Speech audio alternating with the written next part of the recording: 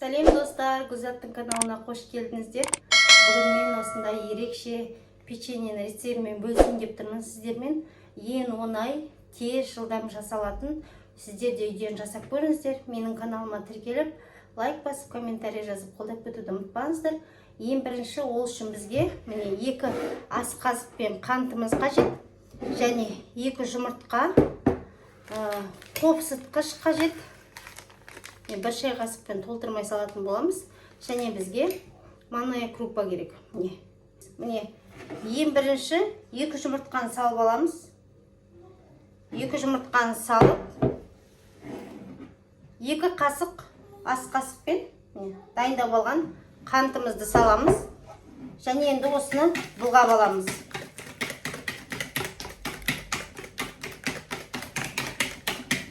Міне, осылай былғап аламыз. Міндетті түрде жасап көріңіздер. Мен осымен бірнеше рет қыздарыма жасап бердім. Өте ұнады, тез желініп қалады. Міне, былғап алдық. Жақынырақ бір көрсетіп жіберейін. Енді міне 1 шай қасықпен толтырмай міне қопсытқышымыз саламыз.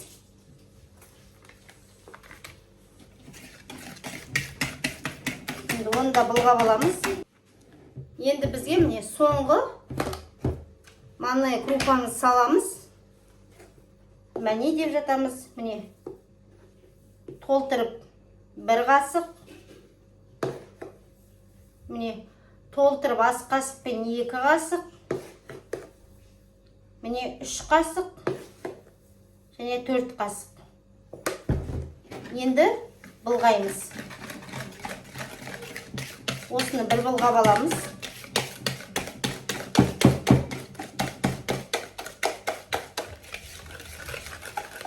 Міне 4 қасық. Мәнеміз салғанда міне осындай сұйық болып тұр. Енді бізге тағы да салу керек.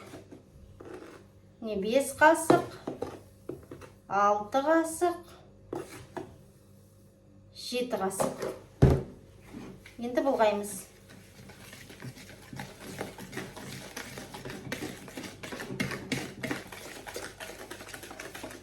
Сіздер де дәл осы рецепт бойынша жасап көріңіздер.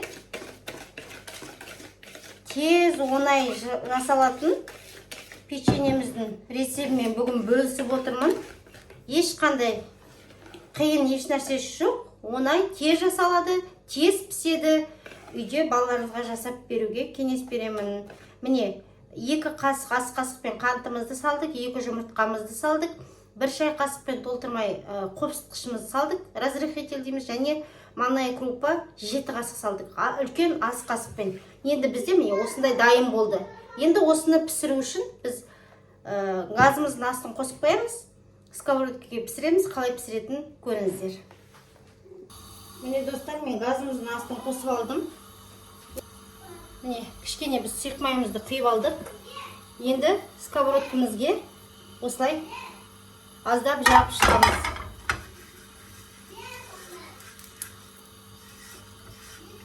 Міне, осылай жұқалап жағамыз. Енді мынау манағы дайындаған рецепт бойынша ақырын толтырмай 1 қасық алып, осылай саламыз. Келесісін аламыз. Енді үлкенірек жасасаңыздар өз қалауларыңыз бойынша. Мен енді осындай шағын қылып жасаймын.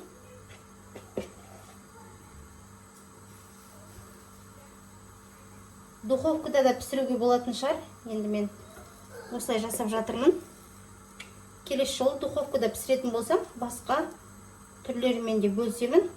Менің каналымда тез әрі жылдам дайындалатын астар көп, бауырсақтың түрлері бар. Сондықтан каналға тіркеліп, рецепт бойынша жасап көруді ұмытпаңыздар.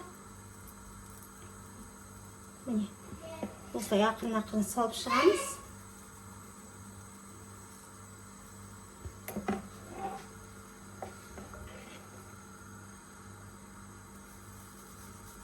Өздеріңіз көріп тұрғандай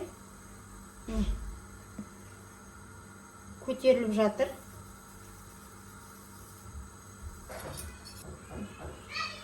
асты қазір кішкене қызара бастағанда аударып отырамыз. Міне осылай.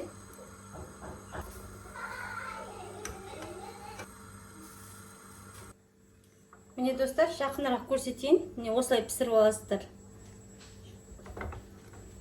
Жегенде кәдімгідей әдемі печенье болып шығады. Піскен бір бөлігін қазір көрсетіп жіберейін.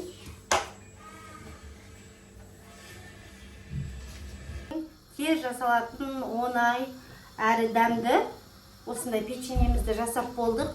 Дәмі деген өте керемет. Үйде кешкі шай болсын, түскі шай болсын, шайға дайындасаңыздар болады. Өте керемет, жеңіл, тез жасалады. Күтіп тұрудың қажеті жоқ. Бір жоқ дегенде 10-15 минут қана уақытты алатын осындай әдемі печеньені рецептімен сіздермен бөлістім. Үйден міндетті түрде жасап көріңіздер. Үйдегі бар заттардан жасалатын дәмді печеньеміз міне осындай әдемі болып дайын болып шықты. Міне жақынырақ көрсетейін. Енді қазір дәмін сіздермен бірге көрейін.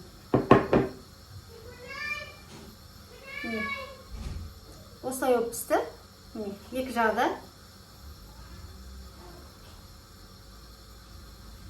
Сковородкада духовкаға пісірген жоқпын. Келесі жолы осындай әдемі рецепттерді духовкада да пісіріп көрсетемін. Сондықтан каналға тіркеліп алуды ұмытпаңыздар. Дәмі деген күшті, шаймен күшті кетеді. Жасап көріңіздер, жасағаннан кейін міндетті түрде сіздерден кері байланыс күтем. Әдемі екен. Үйден отбасыларыңызға сіздер де жасап беріңіздер. Үйге қонақ келін деп жатыр, қонақ келіп қалып дегенде де жасасаңыздар, тез әрі жылдам дайындалатын осындай әдемі рецептпен бөлістім. Сау болыңыздар.